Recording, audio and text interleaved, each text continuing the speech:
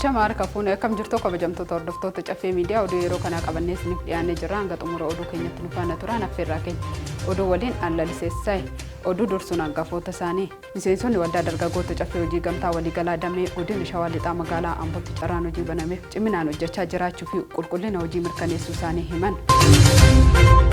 Giddugalli qorannoo qonna qindaa'aa Yuunivarsiitii Dambidolloo misooma dhangaa guutuuf tumsaa jira. Kenna tajaajila fayyaa fooyyessuun uummanni dhiyeenyaan yaala fayyaa akka argatu hojjetamaa jira. Yuunivarsiitii Madda Walaabuutti hospitaalli reeferaara gubbaa meeshaalee giddugala yaalaa laaboraatoorii birrii miliyoona 100 ol baasu eebbisee hojii jalqabsiise.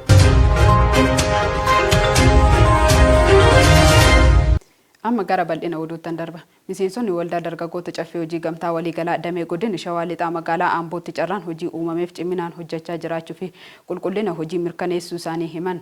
Gabaasa dabalataaf abdiin sabaa akka ittaanutti dhiyeessa.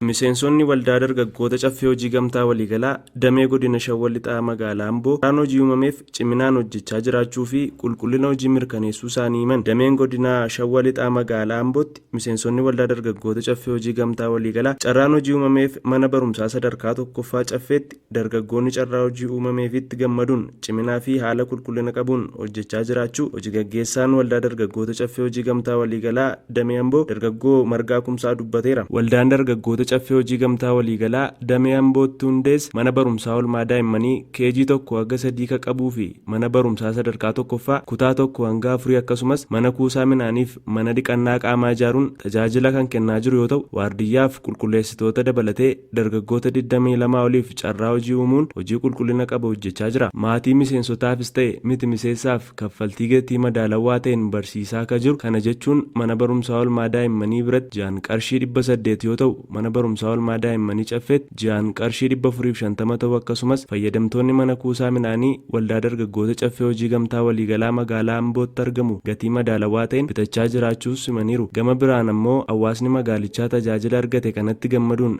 daballiin barattoota haaraas waggaa waggaatti ol ka'uu himanii gara fuulduraattis mana barnootichaa hanga kutaa 8tti ol guddisuuf karooras qabataniiru. Dhuma irratti kaffaltii gadaanaaf qulqullina olaanaa ta'een akka hojjennuuf pirezidaantii waldaa dargaggoota caffee hojii gamtaa waliigalaa waan nuuf mijeessaniif ni galateeffannaa jedhaniiru. Giddugalli qorannoo qonna qindaa'aa Yuunivarsiitii Dambidolloo misooma dhangaa guutuuf tumsaa jira. Gabaasa dabalataaf Lammii Mangistuu akka ittaanutti dhiyeessa. Giddugalli qorannoo qonna qindaa'aa Yuunivarsiitii Dambidolloo misooma dhangaa guutuuf tumsaa jira. Giddugalli qorannoo qonna qindaa'aa Yuunivarsiitii Dambidolloo sanyiiwwan filatamoo kuduraa fi muduraa qorannoon baasee baay'isuun misooma dhangaa guutuu fi qonnaan bultootaaf tumsa jiraachuu fayyadamtoonni himan. Hojiin giddugalichaa gama kanaan hojjetaa jirus hawaasaa fi hooggansa godina Qeellam Wallaggaan daawwatameera. Namoonni hojicha daawwatanis qorannoon giddugalichaa aadaa hojii qonnaan bultootaa fooyyessuun qonna godinichaa ceesisaa jira jedhan. Pirezidaantiin Yuunivarsiitii Dambidolloo Dr. Lataa Tasfaayee barsiisuun cinatti hojii qorannoon hawaasa naannoo fayyadaa jirra jedhan. Bulchaan godina Qeellam Wallaggaa obbo Gammachuu Gurmeessaa Yuunivarsiitichi inisheetiviiwwan misoomaa bahaniif qorannoon tumsaa jiraachuu himan. Kanaafis galata akka qabaniif dubbataniiru. Kenna tajaajila fayyaa fooyyessuun uummanni dhiyeenyaan yaala fayyaa akka argatu hojjetamaa jira. Gabaasa dabalataaf abdiin sabaan akka ittaanutti dhiyeessa. Kenna tajaajila fayyaa fooyyessuun uummanni dhiyeenyaan yaala fayyaa akka argatu hojjetamaa jira. Sooma roga hundaan qabsiifame baay'inaan saffisaa fi qulqullinaan itti fufsiisuun badhaadhina eegalame dhugoomsuuf dhaloota fayyummaa isaa eegame qabaachuun murteessaadha. Bu'uuruma kanaan biiroon fayyaa Oromiyaa dhaloota fayyummaan isaa eegameef misooma hundaa keessatti qooda fudhatu horachuuf xiyyeeffannoodhaan hojjechaa jira. Hoogganaan itti aanaa biiroo fayyaa Oromiyaa Dr. Bokanaa Guutaa kenna tajaajila fayyaa fooyyessuun uummanni tajaajila fayyaa dhiyeenyaan akka argatu hojjetamaa jira jedhan. Naannoo Oromiyaatti hospitaalota naannoo jalatti bulan 112 hospitaalota yuunivarsiitii 8 buufataalee fayyaa 1421 fi kellaawwan fayyaa 6700 ta'an keessatti tajaajilli fayyaa kennamaa jira. Tajaajila fayyaa kanaan dura naannicha keessatti hin turre kanneen akka CT scan hospitaalota 6 keessatti hojii akka eegalu taasisuun hawaasni dhiyeenyaan tajaajila fayyaa akka argatus taasifameera jedhu. Dhibeewwan daddarboo hin taane sadarkaa olaanaadhaan babal'achaa jiru yaaluuf dhaabbileen fayyaa yaala addaa kanneen akka yaala kaansarii sammuu kalee fi kanneen kana fakkaatan yaaluuf Buraayyuu, Galaan,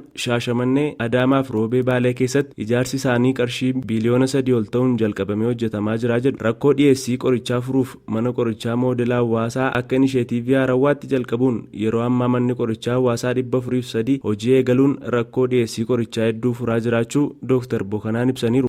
Yuunivarsiitii Madda Walaabuutti hospitaalli reeferaara gobbaa meeshaalee giddugala yaala laaboraatoorii birrii miliyoona 100 ol baasu eebbisee hojii jalqabsiise.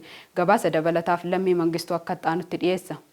Yuunivarsiitii Madda Walaabuutti hospitaalli riiferaala gobbaa meeshaalee giddugala yaala laaboraatoorii birrii miliyoona 100 ol baasu eebbisee hojii jalqabsiise. Yuunivarsiitii Madda Walaabuutti hospitaalli riiferaala gobbaa meeshaalee giddugala yaala laaboraatoorii birrii miliyoona 100 ol baasu eebbisee hojii jalqabsiiseera. Giddugalli kun hawaasa godinaalee 3 miliyoona 4 tajaajiluu danda'as jedhameera. Jiraattonni sirna eebbaa kanarratti hirmaatan kana dura dhabama meeshaalee laaboraatooriitiin fageenyatti ergamuuf dirqamuun miidhamaa turuu himanii amma dhiyeenyatti argachuu isaaniitti rakkoo gama kanaan qaban akka furuuf himan. Ministeerri deetaan ministeera fayyaa Dr. Darajjee Dhugumaa giddugalichi rakkoo fayyaa hawaasaa furuu keessatti gahee olaanaa qabaachuu himan. Ministeerri fayyaas deeggarsa irraa eegamu ni bahata jedhan. Yuunivarsiitichi gamoo ammayyaa hospitaala riiferaalaa gobbatti birrii miliyoona 2 ijaarsisaa jiru hojiinsaa parsentii 90 irra gahee keessummootaan daawwatameera.